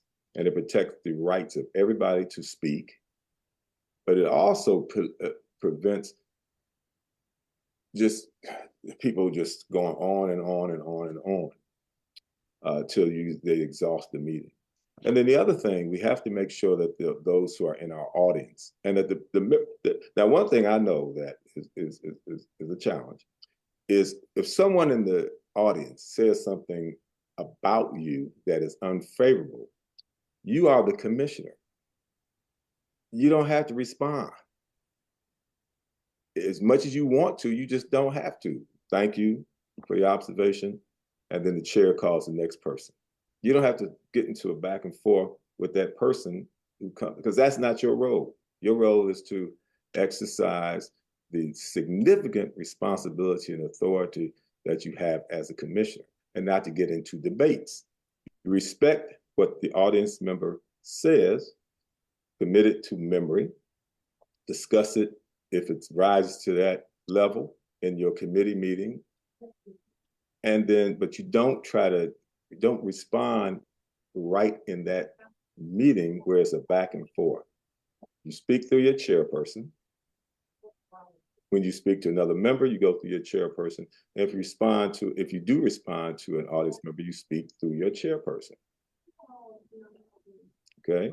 And I think the city council, observing how city council works is probably a great way to operate your meetings. No, thank you for that. And I think just a quick follow-up to that, how, or maybe you can give us an example of a situation, either, whether it's been while you were on the bench or otherwise, where you've had to accept critique, and how have you navigated that space? But yeah, that's an easy question. Oftentimes you're on the bench, and some of us have to learn this the hard way. We hope everybody learns the easy way, is that you are the judge. You don't have to argue with a person. And if you find yourself getting into an argument, it's time for a coffee break. Also recognize that you missed some things. Yeah, you missed some things because you are focused on whatever's going on with that person's accusation. You may miss something important, like, why were you late to my courtroom today? And you giving them this speech about being late, and then when they get a chance to talk, my car broke down. My dog, I had to get to the vet because something happened to the dog. And then you feel like an idiot because you have gone in on this person without having given them the opportunity to fully explain what caused either them to be late or to even miss. We had a death in the family, and you really feel like an idiot. So one thing I learned on the bench was listen. Just listen. Now, the person has to go on and on, but at least listen. If you ask them a question, why are you late? Give them a chance to tell you why they were late before you make assumptions, then you have to backtrack. Thank you.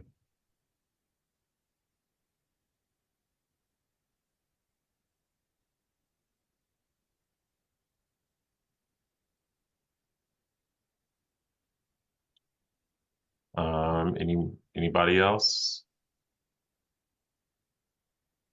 Okay. Anything that we did not ask you that you think we should know, or that you would like us to consider?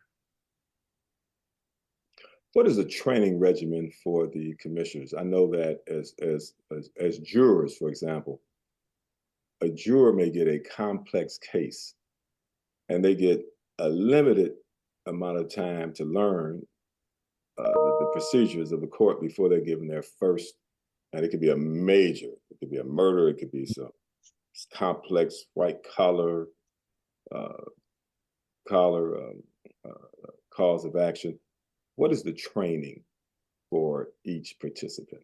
Is there a training regimen? Is there something we can go observe other organizations as a group and learn how they operate? One of the things we did as a judge, we were going through bail bond reform. We went down to Cincinnati and talked to the Cincinnati court personnel because they are the leaders in bail bond reform. So we went and talked to them about, hey, how do you tell us pretrial detention and safety assessments? So, and we were all experienced attorneys and judges, but, so what's the training regimen for members of the commission? Yeah, no. Great question. So, with the onboarding for the current commission, several of us kind of worked together to come up with kind of a orientation / training that consisted of several modules, including kind of just general city operations and how the city works, and the different departments, et cetera. There were also several sections that were led by the Division of Police that came in and did sessions on various different topics. The law department, also participated in hosting training topics as well. So, for example, I came in and did an ethics training around Ohio ethics law. We had another one of my colleagues who's head of our public records section to come in and do a presentation on sunshine laws. And ultimately the commission dedicated much of their first 6 months or so primarily to training and understanding the role. It also included bringing in other stakeholders. So they heard from some of the framers of issue 24. They heard from other city leaders past commissioners, et cetera, to just bring together a number of different experiences.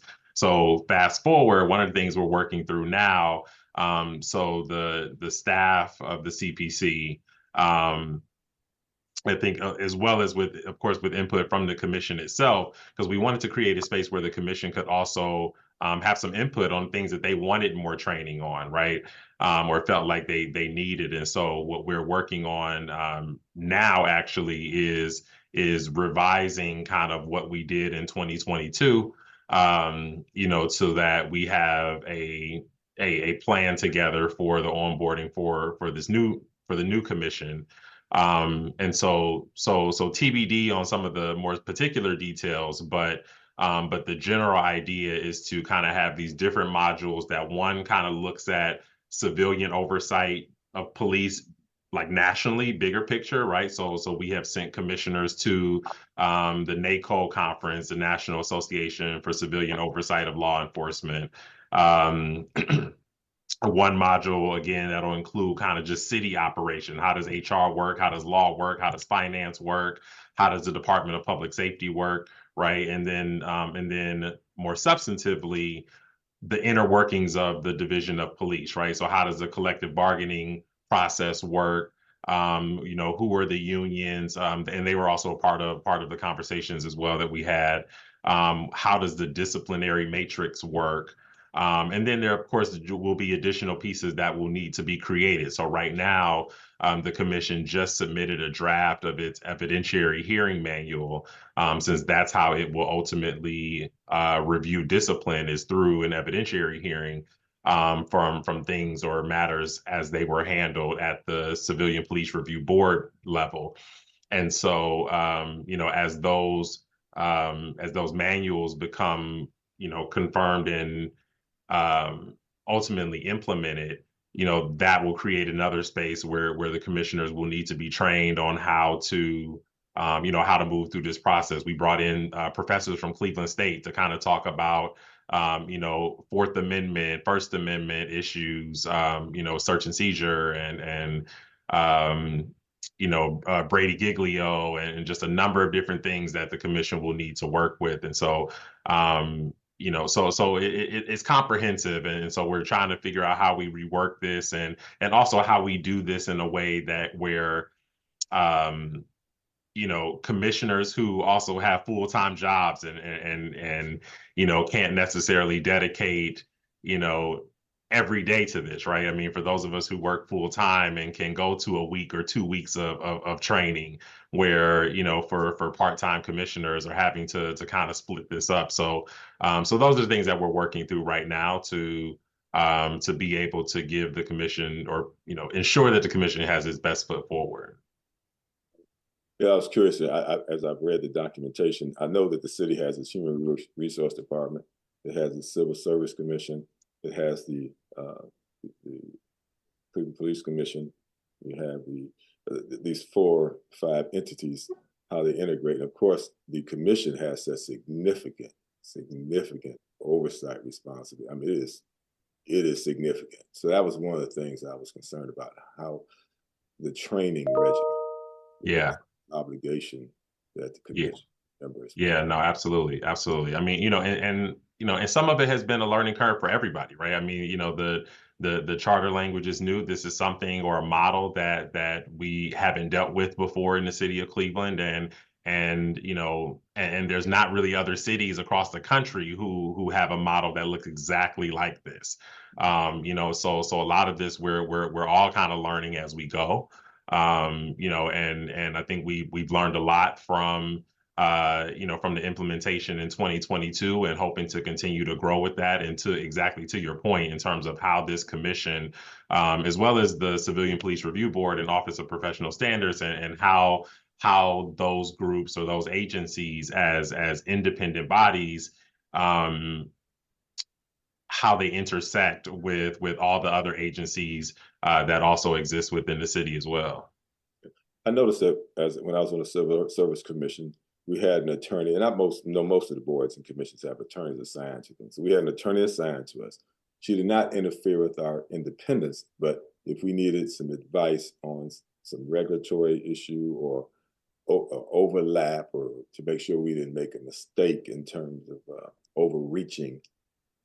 She was always available to give us that advice. Now, she didn't interfere with our business.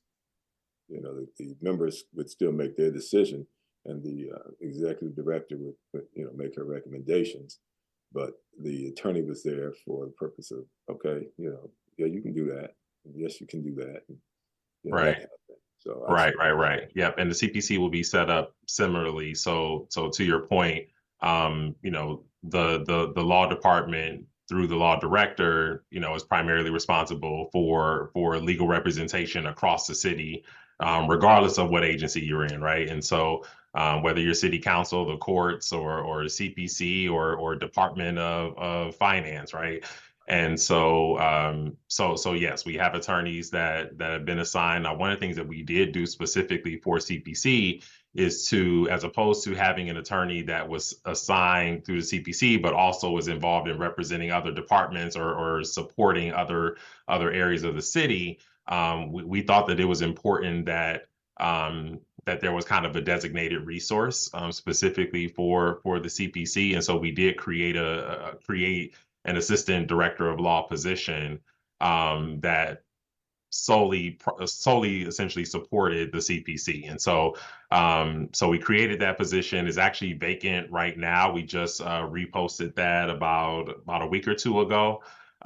So we're in the process as we speak of filling that role. But again, that person will be there to support the commission in exactly the manner that you described, providing legal support and guidance, answering questions, et cetera. It certainly is not the expectation that any attorney that happens to be sitting on the commission is also, acting as an attorney. So, right, that's important to convey to everybody. Well, the last question I have is, now, once the interview process is over, do the 5 of you just go away? I mean, you've been very insightful with your questioning, and obviously you all understand this whole understanding of both the consent decree as well as the commission's obligations and responsibilities under 115. So are you all resources, or your role is just interview and that's it? No, we are absolutely still will be resources for sure. So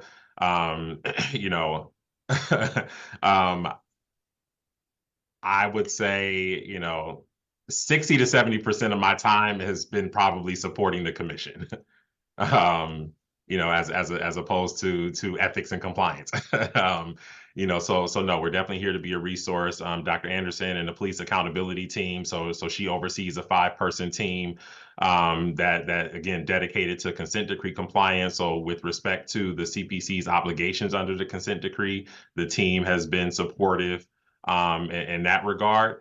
And then in the Department of Public Safety, has also been active in supporting the commission, and whether and that could be in a number of different things, whether that's presence at meetings, whether it's being involved in conversations around policy and training and input and on different things that the Department of Public Safety is doing. And so no, we have a concerted effort in taking a all of government or whole of government approach to ensuring that we get this right, that we set this up right, and that we can, really integrate this into the fabric of how the city operates. And so we are, on behalf of the mayor, we are all invested in ensuring that. And so again, same with HR and finance, et cetera. And so commissioners, have direct lines to reaching out to folks across the administration as well.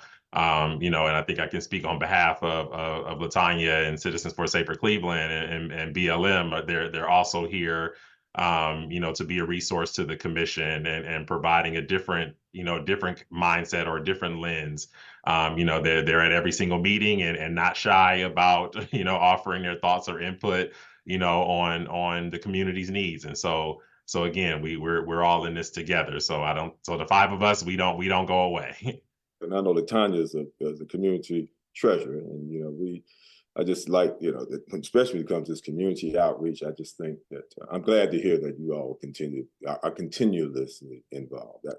Thank you for that. I don't yeah. have anything else, and I appreciate you having given me this opportunity to interview you. All right. Well, yeah, thank you for taking the time and for your interest and continuing to serve. So as we wrap up interviews, we'll ultimately make recommendations to give to the mayor, and the mayor will make the final call and present those names to city council for review and approval. Excuse me. And with our hope being that new commissioners will be sworn in come December of this year. So that's the timetable we're on. If you have any questions or if anything comes up, please don't hesitate to reach out.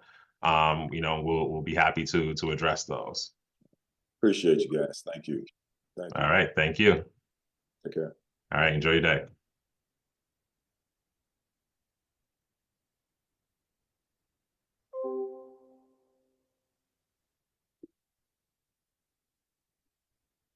Okay.